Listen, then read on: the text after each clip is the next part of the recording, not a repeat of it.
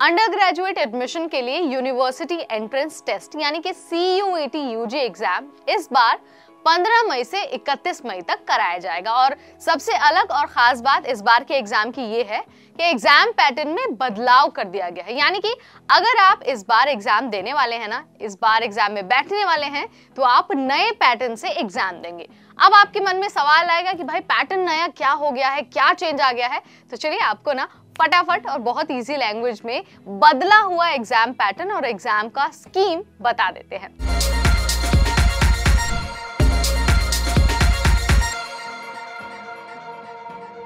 हाय, मेरा नाम है नेहा और आप सबका बहुत स्वागत है NBT टेकेड पर।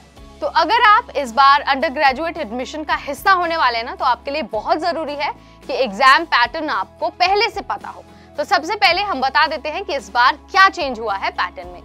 तो जैसा कि हम सभी को पता है, पहले जो CUET एग्जाम होता था ना, वो ऑनलाइन मोड में कराया जाता था, लेकिन इस बार हाइब्रिड मोड को लागू किया गया है। यानी कि एग्जाम ऑफलाइन और ऑनलाइन दोनों ही मोड में कराया जाएगा।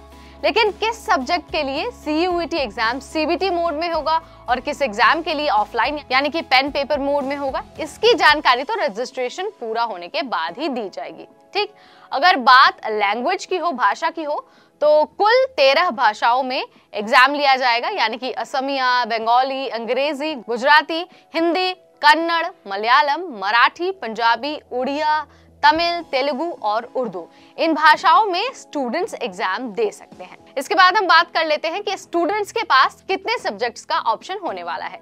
तो कुल 61 सब्जेक्ट इस बार एग्जाम में हैं, जिसमें से 33 जो सब्जेक्ट हैं वो लैंग्वेज के हैं, 27 डोमेन स्पेसिफिक और एक जनरल टेस्ट का पेपर होगा। आप एक साथ ज्यादा से ज्यादा 6 टेस्ट पेपर लिख सकते हैं। यानी कि 4 या 5 आपका डोमेन सब्जेक्ट हो जाएगा, 1 या 2 आपका लैंग्वेज सब्जेक्ट हो जाएगा। ठीक, आपको बता देते हैं कि लास्ट ईयर ना ये संख्या जो है वो टोटल 10 थी, लेकिन NTA ने सलाह दिया है कि अब कैंडिडेट्स कम से कम एक लैंग्वेज और एक जनरल टेस्ट पेपर को जरूर चुनें। अब आपको ना एग्जाम की टाइमिंग बता देते हैं। तो हर सब्जेक्ट के लिए ना स्टूडेंट्स को 45 मिनट दिया जाएगा। इस 45 मिनट के एग्जाम में आपसे 50 सवाल पूछे जाएंगे, जिसमें से आपको 40 के उत्तर देने होंगे। 10 सवाल आपको ऑप्शनल मिलेंगे। ठीक, आप जिनके आंसर्स जानते हैं आपको उनका लिखना होगा, बाकी जो ऑप्शनल हैं उन्हें 10 को आप छोड़ सकते हैं।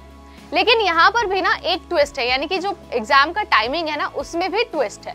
वैसे तो हर एग्जाम के लिए 45 मिनट्स दिए जाएंगे, लेकिन कुछ एग्जाम्स ऐसे भी हैं जिनके लिए स्टूडेंट्स को 60 मिनट्स दिया जाएगा। उन एग्जाम्स में accountancy, economics, physics, computer science, information practice, chemistry, maths और अप्लाइड मैथमेटिक्स और जनरल टेस्ट शामिल है। ये जो सब्जेक्ट्स मैंने आपको बताए, जो आपके स्क्रीन पर दिख रहे हैं, उसके लिए स्टूडेंट्स को 60 मिनट का टाइम दिया जाएगा और जो बाकी रेस्ट ऑफ द सब्जेक्ट्स हैं उनके लिए स्टूडेंट्स को 45 मिनट्स मिलेगा।